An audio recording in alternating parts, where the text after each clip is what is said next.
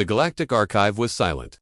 For the first time in recorded history, an entire council focused its attention on a single planet, Earth. For thousands of cycles, the galaxy had observed developing civilizations. Most followed the same predictable path: growth, stability, expansion. Humanity did not. Human history was chaotic, violent, and endlessly repetitive. Alien analysts scrolled through Earth's past: wars, revolutions, collapses, a species locked in constant conflict with itself. One historian dismissed them immediately, calling humans unstable, self-destructive, and unworthy of galactic attention. The data seemed to agree.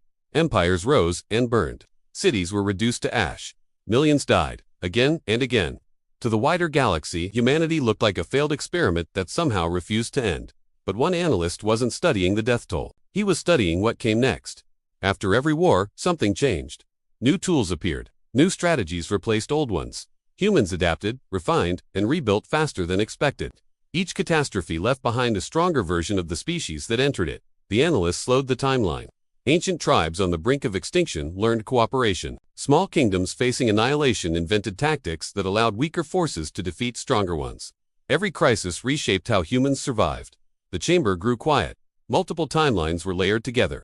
Famines, invasions, plagues, world-spanning wars. When the patterns aligned, the truth became impossible to ignore. Human progress did not occur during peace. It exploded after disaster. Graphs appeared before the council. Periods of stability showed slow, fragile advancement. But moments of collapse produced sudden leaps in technology, organization, and warfare. The analyst finally spoke. Humans did not grow despite suffering. They grew because of it.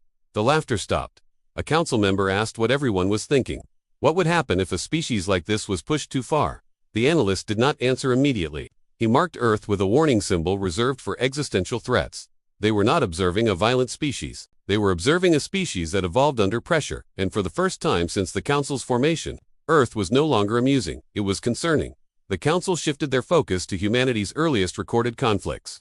Primitive wars, fought with stone, wood, and iron.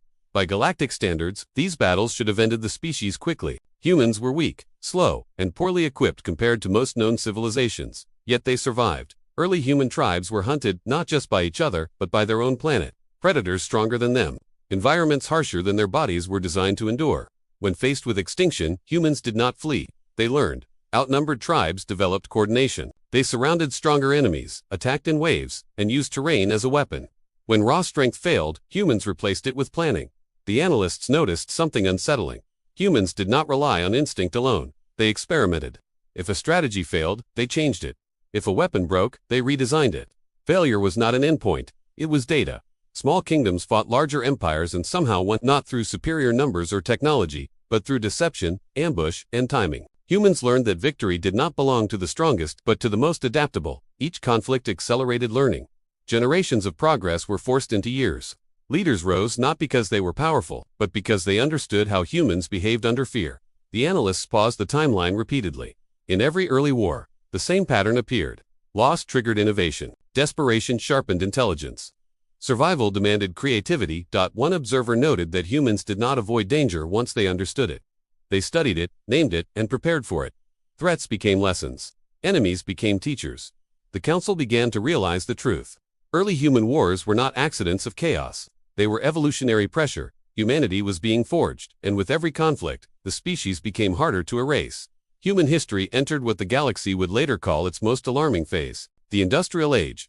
For most civilizations, technological advancement was slow and carefully regulated. For humans, it exploded driven by conflict. When nations clashed, humans did not merely fight harder. They reinvented war itself. Machines replaced muscle. Factories replaced artisans. Weapons were no longer crafted individually, but produced in endless numbers. Human wars escalated from regional struggles into global catastrophes. The analysts watched in disbelief as technology advanced faster during wartime than in centuries of peace. Transportation, communication, medicine, and weaponry all evolved at once. Each battlefield became a testing ground for innovation. Casualties rose into the millions. Entire cities vanished. Yet instead of collapsing, human societies reorganized. Supply chains adapted. Command structures improved. Even as destruction increased, efficiency followed. What disturbed the council most was speed. Humans identified weaknesses in their own systems and corrected them mid-conflict. Tactics changed in real time. Failures were analyzed, documented, and corrected while battles were still ongoing. Medical advancements surged as well. Wounds that would have been fatal in earlier eras became survivable. Humans learned how to keep their soldiers alive longer, not out of mercy, but necessity. The data revealed something chilling. The more devastating the war, the faster humanity evolved. Entire technological leaps occurred within a single generation. One analyst highlighted a moment when a human conflict ended, and the surviving nations emerged more powerful than before. Scarred, exhausted, but transformed. The council grew uneasy. This was no longer primitive adaptation. This was acceleration. Humanity was no longer reacting to pressure. It was learning how to use it. The analysts stopped debating and began calculating. What they found changed everything. Human history was converted into data: peace versus crisis, stability versus collapse. The results were undeniable. During long periods of peace, human progress slowed. Technology improved incrementally. Societies grew comfortable. But when disaster struck, the curve spiked violently upward. The pattern was clear. Human advancement was not linear. It was reactive. Pressure did not weaken them, it activated them. One analyst displayed a comparative model. Most civilizations avoided destruction at all costs. Humans moved toward it, studied it, and learned how to survive it better next time. Another revelation followed. Humans did not merely recover from catastrophe. They incorporated it. Trauma became doctrine. Loss became preparation. The council realized that humanity's greatest strength was not aggression. It was adaptation under extreme stress. A simulation confirmed the theory. When humans faced mild threats, they resisted change. When faced with existential danger, cooperation increased. Rivalries vanished. Innovation surged. The most disturbing conclusion came last. Humanity did not seek peace because it was safe. They sought it because they understood what they became without it. The analysts recorded the finding in the Galactic Archive under restricted classification. Human evolution accelerates under suffering, and if pushed far enough, humans do not collapse, they transform. As human conflicts entered the modern era, the nature of warfare changed again. Battles were no longer decided solely by firepower or numbers. Humans began to fight in ways that defied logic and prediction. They learned to confuse stronger enemies rather than confront them directly. Deception, misinformation, and psychological pressure became weapons. Humans attacked morale as often as they attacked bodies. The analysts observed soldiers continuing to fight despite injuries that should have removed them from combat. Pain did not always stop them. Sometimes, it sharpened them. Human physiology responded to danger with heightened focus and strength, allowing individuals to exceed normal limits. Civilians became part of the conflict in ways unseen in other species. Entire populations mobilized to support war efforts. Factories, farms, and information networks turned into extensions of the battlefield.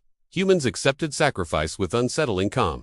Loss was mourned, but rarely allowed to slow momentum. The dead were remembered not as warnings, but as reasons to continue. What troubled the council most was unpredictability. Humans did not follow fixed doctrines. They adapted mid-conflict, changing strategies without hesitation when conditions shifted. An analyst summarized the problem simply. Humans were not the most powerful fighters in the galaxy. They were the most difficult to break. When logic suggested retreat, humans sometimes advanced. When defeat seemed certain, they fought harder. Fear did not always weaken them. In many cases, it united them. To understand humanity fully, the Galactic Council authorized a full-scale simulation, a controlled invasion of Earth, modeled using the most advanced predictive systems ever created. The outcome was expected to be decisive at first. The simulation confirmed their assumptions. Human defenses failed. Communication networks collapsed. Major population centers fell within days. Against superior technology, humanity appeared doomed. But the model did not end there. As losses mounted, human behavior shifted. Military hierarchies flattened. Independent units began operating without centralized command. Civilian experts were absorbed directly into strategic planning. Captured alien technology was analyzed within hours. Replication followed. Countermeasures emerged faster than projected by any known model. The simulation adjusted. Humans adapted. Enemy tactics that succeeded once failed the second time. Strategies that overwhelmed cities became obsolete within weeks. Humans learned how the invasion worked by surviving it. The system attempted to compensate by escalating force. Each escalation only accelerated human innovation. New defenses appeared where none had existed before. The simulation failed, it was reset. Then run again. The result was the same. Every time humanity faced near extinction, its response became more coordinated, more ruthless, and more efficient. The council watched the final run in silence. In the last scenario, humans did not win by overwhelming strength. They won by refusing to stop adapting. The final simulations were the most disturbing. They were not designed to test victory. They were designed to test survival. In near-extinction scenarios, human behavior changed completely. Borders dissolved. Long-standing rivalries vanished. The concept of enemy was replaced by a singular goal: continuation of the species. Human governments unified with alarming speed. Resources were seized, redistributed, and consumed without hesitation. Ethical limits that once restrained them were rewritten under necessity. What shocked the council was not the brutality, it was the efficiency. Humanity accepted unimaginable losses without breaking. Entire populations were sacrificed to buy time. Cities were abandoned. Planets were scorched if survival demanded it. The simulations revealed a terrifying truth. Humans were capable of choosing extinction for parts of themselves to prevent extinction of the whole. When faced with annihilation, humans became cooperative, disciplined, and coldly rational. Emotion did not vanish, focused. One analyst summarized the finding with visible unease. Humans were not dangerous because they loved war. They were dangerous because they understood sacrifice. If cornered, humanity would not beg for survival. They would earn it no matter the cost. The council convened an emergency session. Alarmed voices filled the chamber as analysts explained the final simulations. Humans were no longer a subject for study, they were a potential existential threat. Debates raged. Some argued that the species must be contained immediately. Others warned that any preemptive strike could unite humans against the galaxy in ways no simulation could predict. The room was tense. Fear, something rarely admitted among the council, lingered like a shadow. One general leaned forward, voice grave.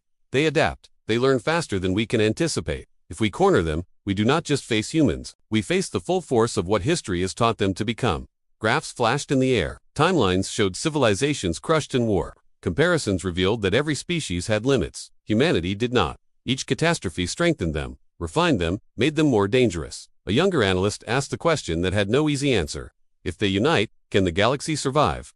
Silence followed. No one answered. The simulations suggested a single truth. Humans were not invincible, but they were unpredictable, and unpredictability in a species capable of learning faster than anyone else was the most dangerous weapon imaginable. The council postponed action. Every member knew it would only take a spark to see what humans were truly capable of.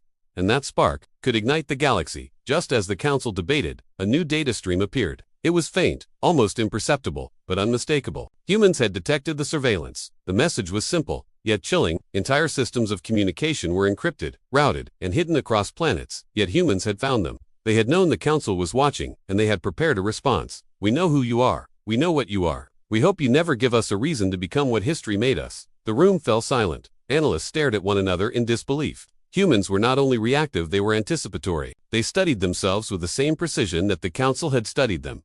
Every warning, every observation, every simulation had been anticipated. Humans had already factored the alien gaze into their calculations. They were aware of the threat, yet they did not panic. They prepared. The council realized that the pattern they had feared was not just evolution under pressure. Humans were conscious of it.